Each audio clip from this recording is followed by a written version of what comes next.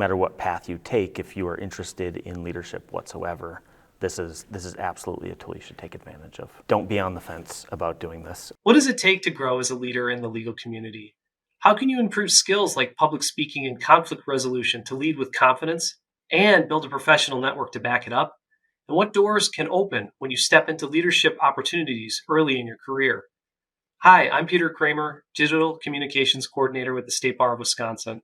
In this conversation, I sit down with attorney Jacob Haller of Legal Action of Wisconsin to talk about his path through the G. Lane Ware Leadership Academy, how it strengthened his skills, expanded his network, and shaped his career. If you're curious about how you can build your own leadership skills, or if this program's right for you, Jacob's story offers insights every attorney can use. Recruitment for the Leadership Academy is open now. Okay, let's jump in. So I go to work in public interest. So during law school, I was convinced I wanted to be a public defender. And I was engaging with mental health treatment courts. I was engaging with drug treatment courts. That was kind of my passion. That at the time, they were still pretty new, but those early intervention programs. And I was convinced that's what I wanted to do. And then about a week before I graduated law school, I found out that my wife was pregnant. And so I kind of reevaluated, and I'm like, do I still want to be a public defender? What am I looking at here? And I found a job with Legal Action of Wisconsin, working with a lot of the same people I was working with at the public defender's office, but in a different capacity, in a civil legal aid approach. And so I jumped at that opportunity, and I have been there ever since. So you joined Legal Action, then you decide to participate in the G. Lane Ware Leadership Academy. Yes. I was going to ask you, what motivated you to do that? Well, law school is my second career. I graduated law school when I was 33, I want to say. And before that, I had worked in IT, and I had some leadership roles in my previous career. And so I knew long term I wanted to have leadership roles in my legal career as well, maybe not right away, but it was a goal of mine. And so when the opportunity came up and they were like, hey, we can teach you how to be a better leader in the legal field, I said, well, that aligns with what I want to do. So it was an easy decision. So the curriculum promises things like better public speaking, time management, those kinds of skills. Was there one or two of those that really stuck out to you as something you really wanted to improve yourself, and why would that be? Yeah, I think public speaking for sure. Everyone can always be better at public speaking, and I think it's really important. I think that was one of the main draws. I think the networking with other leaders and future leaders was really exciting to me. And then in practice, after I learned some of the programming, it turned out that some of the things I thought I was good at, I was not good at. And so, I mean, it was an illuminating experience all around. So you felt like the academy gave you a better sense of your own strengths and where you could possibly improve. Yep, absolutely. So since going through that process, have you taken on new leadership roles that you think because of this academy experience? Yeah, and I don't know, it's tough to separate them out, right? I don't know what would have happened no matter what, and what happened because I had this additional training and was able to build these additional networks. But since the G. Lane Ware Academy, I became the assistant director at my program, and now the director, co-director of my program through the State Bar. I then eventually became the chair of the Public Interest Law section. I now work on the Section Leader Council, and then just personally, I ran for an elected office in my village, and I won that office, so now I serve there as well. So, and then lastly, I was given a position directly through the G. Lane Ware program on the Legal Assistance Committee, which was really valuable. Yeah, that's actually really incredible. And thank you for your service to the bar.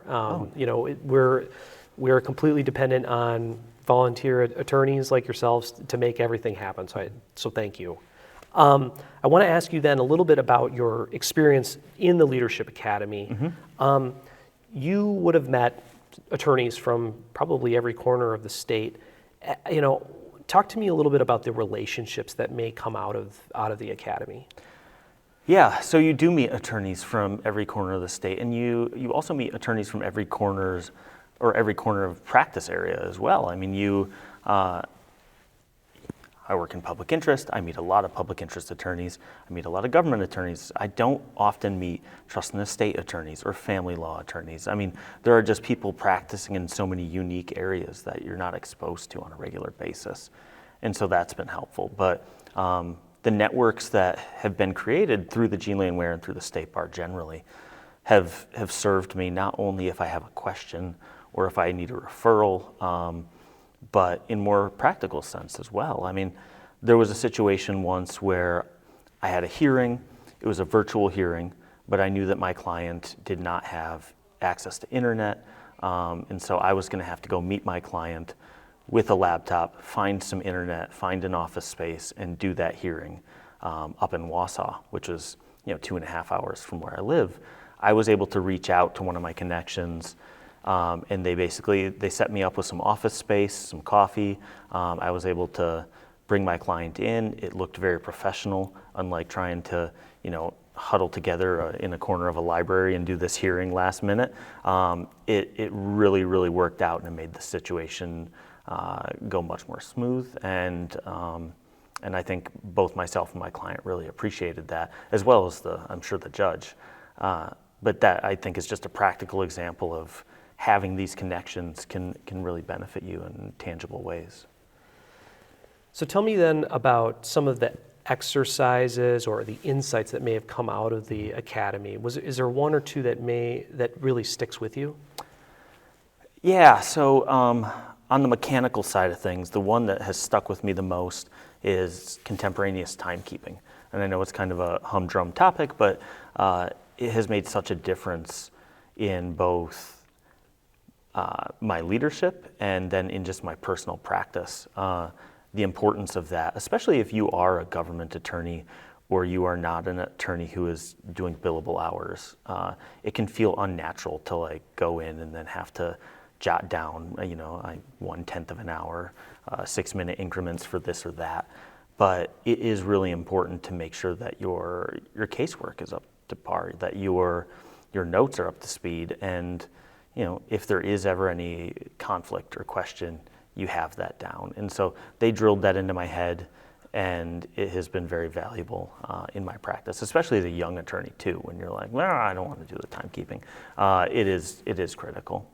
And then on kind of a more personal level, there were some seminars about leadership, and the one message that really stuck with me is that you will lead a diverse group of people, and they're all going to be different, and they're going to have different things that motivate them, and they're going to have different things that work to manage them. And so really taking time to learn who your staff is, to learn who the people around you are and what makes them tick can pay dividends, and I think it has. So I think at the end of the day, the biggest question any attorney looking at the Leadership Academy is going to ask is this worth it? So was it worth it for you?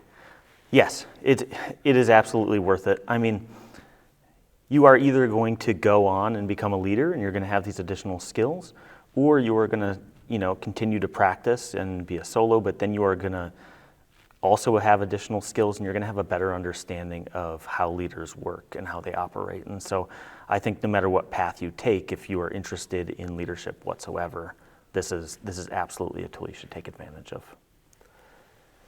For attorneys who may be on the fence about doing this, what would you tell them? I would tell them, don't be on the fence about doing this. I mean, there's not a lot of reason not to. I know they have scholarships if finances are a reason you're on the fence about that. It's a couple days of your time. You build a really solid network. There's just not a lot of downside. And so absolutely take advantage of it and just do it.